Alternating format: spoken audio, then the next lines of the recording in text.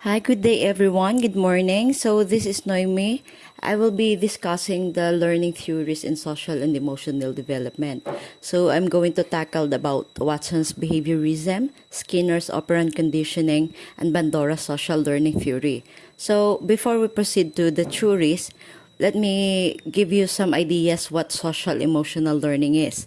This is about the way in which we manage and understand our emotion while responding to the world around us. This includes how we process empathy and in healthy relationship. So let's proceed to the Watson's behaviorism. So what's according to Watson's, behaviorism was the science of observable behavior.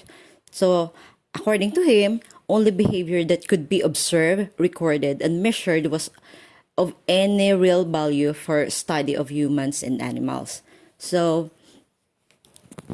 like in the classroom, someone is doing an excellent job through the week, so they give some rewards to the students. So yun, and then let's proceed to the core of Watson's work. So Watson is best known for taking his theory of behaviorism and applying it to child development. So he strongly believed that is a child's environment is the factor that shapes behavior over their genetic makeup or natural temperament. He is also famous in saying that he could take a dozen healthy infants and train any of them to become any type of specialist. He might select. Pwede ng tulad ng doktor, lawyer, artist, or kahit anong gusto niyang gawin sa bata. So he is also famous in the controversial experiments that they called it Little Albert's experiment, that he allowed an 11-month-old boy to play with various animals tulad ng rat, or basta para makita lang yung reactions ng bata, yung fears or excitement, or basta yung nagsushow sa bata kung ano yung mafe-feel niya pag kaharap niya yung animals. So, let's proceed to the main principles of behaviorism. So, behaviorism is to emphasize the role of environmental factors in influencing behavior to near inclusions of innate or inherited factors. So, Watson's also believed that it was unscientific study consciousness as a private event, and he asserted that if psychology was to be a natural science, it must be observable and measured. And he also defined psychology as the scientific study of observable behaviors. So, ano na ba ang gamit ngayon ng behaviorism? So, this help us to treat mental health challenges such as phobias and PTSD. And it also applied behavior analysis. Ina-apply din to sa treatment ng autism. So, yun yung gamit niya ngayon. So, let's proceed to B.F. Skinner's. B.F. Skinner's proposed that reflect behavior accounts only for a small proportions of all actions. He proposed another class of behavior which he labeled operant behaviors because they operate on the environment in apparent absence of unconditioned stimulus such as food. If an individual particular behavior is immediately followed by pleasure, consequences, an individual will engage in that behavior more frequently. The use of pleasant and unpleasant consequences to change behavior is often called operant conditioning. So, meron tayo ditong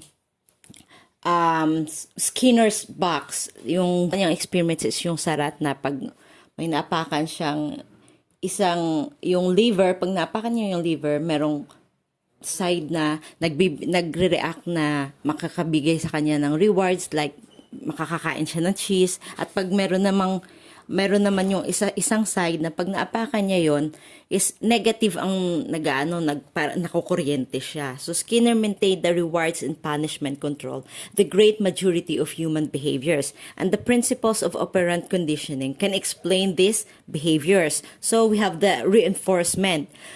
Any behavioral consequences that strengthen or increase frequent of a behavior, the enforcements increase the likelihood of the recurrence of a particular type of response. Example of this are rewards and punishment nga.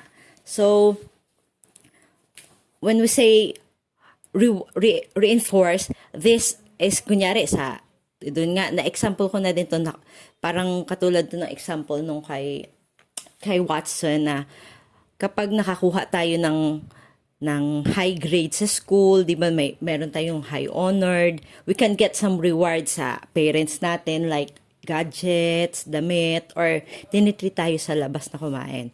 So let's proceed to the following kinds of the reinforcers. We have the positive reinforcers, negative reinforcers, primary, and the secondary. When we say positive reinforcers, this refers to the introductions of desirable or pleasant stimulus after a behaviors. Yung sample ko nga kanina, yun is positive reinforcers.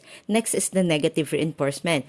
An undesirable stimulus is removed to encourage the behavior. Sa akin na lang, ang sample nito sa akin na lang ha, bago ako pumasok sa office, I need to put sunblock to avoid sun exposure. Kasi nga, pag na-expose ako sa sun is pwedeng mag-flare up yung aking disease. So by that, putting the sunblock is avoiding the negative result. Next is primary reinforcers. This is occur naturally and do not need to be learned. These are things that we need like water, food, enough sleep, hangin, and sex. So next is the secondary. This one is the stimulus that becomes reinforcing after being paired with primary reinforcers tulad ng praise, treats, or money.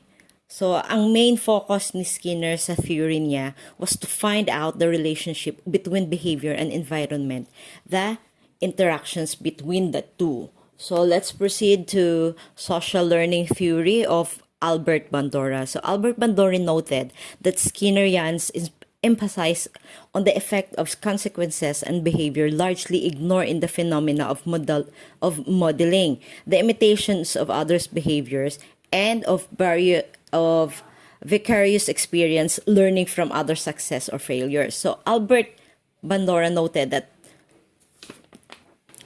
according to Bandura's in influential theory, the imitations also called social learning theory. We have the 4 factors are necessary for a person to learn through observation and then imitate the behaviors. We have the attention, retention, productions, and motivations. So first, the learner must pay attention to the crucial details of models' behavior. Like a young girl watching her father bake a cake will not be able to imitate this behavior successfully unless she pays attention to many importance like yung ingredients, kung ano yung mga ingredients, kung ilan yung ilalagay, ang gaano kainit siya, yung temperature niya, at kung gaano katagal siya dapat i-bake. So, the second one is the factor is called retention. The learner must be able to retain all this information in memory until it is time to use it. If person forget important details, diba, sabi nga natin, he or she will not be able to successfully imitate the behaviors. Konting makalimutan niya lang yung isang procedure nun, then hindi niya na makukuha yung ginagaya niya. So, the third is the learner must have the physical skills and motor coordination that are needed for reproductions of the behavior. The young girl must have enough enough strength para magawa niya lang procedure nung sa pagbibake or step by step yan kung paano niya dapat ilagay kung anong uunahin para mas maganda yung outcome ng cake niya. So finally, the learner must have the motivations to imitate the model. Learners are more likely to imitate a behavior if they expect it to lead to some type of rewards or reinforcement. If learners expect that imitation will not lead to reward or might lead to punishment, they are less likely to imitate the behavior. So yan yung theory naman yung social learning theory ni Albert Bandura. So this is the end of my report, sir. Thank you.